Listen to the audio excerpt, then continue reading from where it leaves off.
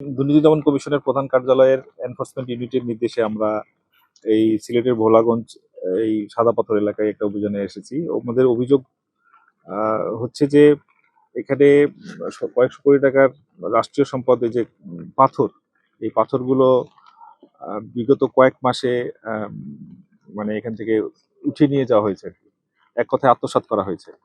আমরা আজকে 5 জন সদস্যের একটা টিম সিলেট অফিস থেকে এসেছি। এই পর্যন্ত আপনাদের ফাইন্যান্সটা কি দেখলেন এবং পরবর্তী করণীয় কি আপনার? এখানে আমরা প্রথমত যেটা দেখছি যে স্থানীয় মানুষজন এখানে সবাই এক ধরনের যারা এখানে পর্যটনে আসেন, পর্যটনের উদ্দেশ্যে এই এটা মানে দেখার জন্য, সেই সৌন্দর্য দেখার জন্য যারা আসেন তারা অনেকেই আফসোস করছেন যে এত সুন্দর পাথরগুলো, যেটা কিনা এই সিলেটের এই একটা ঐতিহ্যের সঙ্গে যুক্ত, এই পাথরগুলো বেশ কিছুদিন ধরে এখান থেকে উঠিয়ে নিয়ে যাওয়া হয়েছে, আত্মসাৎ করা হয়েছে। তো আমাদের মানে এখন পর্যন্ত আমরা যে জিনিসটা পাচ্ছি, যেটা আমরা দেখতে পাচ্ছি যে এই সম্পদগুলো নিয়ে যাওয়া হয়েছে মানে বাণিজ্যিক উদ্দেশ্যে। ব্যবসায়িক যারা এখানে এই এই জিনিসগুলো নিয়ে গিয়েছেন তারা প্রাকৃতিক সৌন্দর্য বা পর্যটন এটা মাথায় না রেখে এগুলোকে নিয়ে গেছেন তাদের ব্যবসায়িক স্বার্থে আর কি। যারা নিয়ে গেছে তাদের বিরুদ্ধে আপনাদের কারা জড়িত আপনারা কি এখন পর্যন্ত কিছু পেয়েছেন কিনা, তথ্য আছে কিনা আপনাদের? আমরা যে যে তথ্যগুলো আমরা পাচ্ছি এগুলো নিয়ে আমাদের আরো কাজ করতে হবে।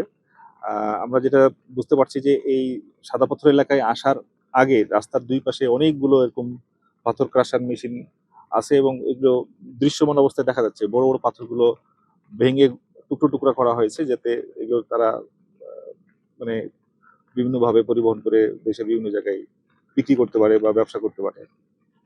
এটার সঙ্গে এখানকার যারা মানে প্রভাবশালী ব্যক্তি আছে, স্থানীয় লোকজন, ইভেন আমরা যেটা শুনতে পাচ্ছি, আমরা এখন পর্যন্ত যেটা জানতে পারছি যে আরো উচ্চস্তরের যারা ব্যবসায়ী প্রভাবশালী ব্যক্তি তারাও এটার সঙ্গে যুক্ত আছেন।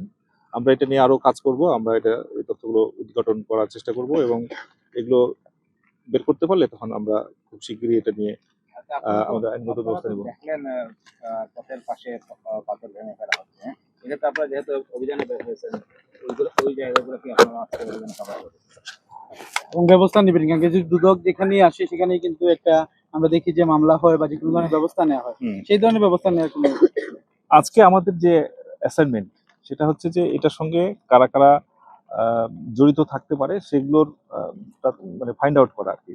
এটার প্রতিবেদন আমরা আমাদের প্রধান কার্যালয়ে প্রেরণ করব, সেই অনুযায়ী তখন আমরা এটা নিয়ে পরবর্তী যে প্রক্রিয়াগুলো আছে সেগুলো নিয়ে কাজ হবে। এক্ষেত্রে কি আপনাদের চোখ থেকে ওই পাথর ক্রাশিং মেশিনগুলো এড়িয়ে যাচ্ছে? যেহেতু নির্দিষ্ট অ্যাসাইনমেন্ট বলছে এই জায়গায়, তো আপনাদের নজরে পড়ছে কিন্তু না, এই পুরো সংশ্লিষ্টতা আছে, আপনারা কি এড়িয়ে যাচ্ছেন? প্রায় কয়েকশো টাকার এই যে সম্পদ, হ্যাঁ কয়েকশো কোটি টাকার এই যে সম্পদ এখান থেকে তুলে নিয়ে যাওয়া হয়েছে, আত্মসাৎ করা হয়েছে। এই প্রক্রিয়ার সঙ্গে যারা যুক্ত, যারা যুক্ত, বিভিন্ন স্তরে যারা যুক্ত, আমরা তাদের সবাইকে মানে ফাইন্ড আউট করার চেষ্টা করছি এবং সেই অনুযায়ী তাদের বিরুদ্ধে আমাদের যে আইনগত ব্যবস্থা সেটা আমরা গ্রহণ করব। জি জি। আরেকটা প্রশ্ন হচ্ছে যে এই যে আপনারা আজকে আসলেন, এখন কিন্তু একটা বলা যায় যে শেষ সময়, ধ্বংসের যে একটা শেষ প্রান্তে, এত দেরি কেন আপনাদের এই অভিযান? আরো তো আগে করতে পারতেন আপনারা, বা এখন আসলে প্রায় লুট হয়ে গেছে সবকিছু। আসলে আমরা আমাদের যে সিলেট দপ্তর, এটা আমাদের হেড অফিসের মানে নির্দেশনা অনুযায়ী কাজ করি আর কি। তো মূলত আমাদেরকে যে সময় আমাদেরকে এই অভিযানটা চালানোর জন্য নির্দেশ দেওয়া হয়েছে, আমরা অবিলম্বে এটা কাজ শুরু করেছি। আর আমাদের সিলেট থেকে যে এটার যে একটা ভৌগোলিক দূরত্ব আছে সেটাও একটা বিষয়। আমাদের যে বাহিনী বা যে জনবল নিয়ে আমরা কাজ করি তাতে আমাদের আরো তো অনেকগুলো কাজ আছে আর কি।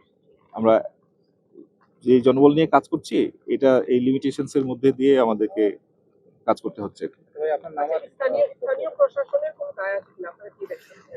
হ্যাঁ, আপনি এটা কিন্তু একদিনের না। হ্যাঁ, আপনি এটা সুন্দর প্রশ্ন করেছেন, যেটা আগের প্রশ্নের সাথেই মানে খুব সুন্দর যায় আর কি, যে কেন আমরা এতদিন পরে এসে এই কাজটা করলাম আর কি।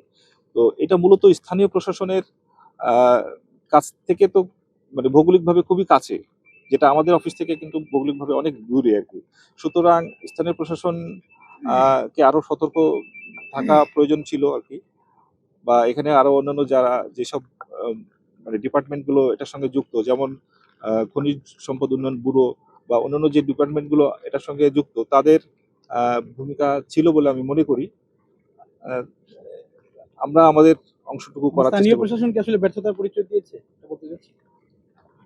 এখানে তাদের সতর্কতা বা তাদের আরো কার্যকর ভূমিকা ছিল বলে আমি মনে করি।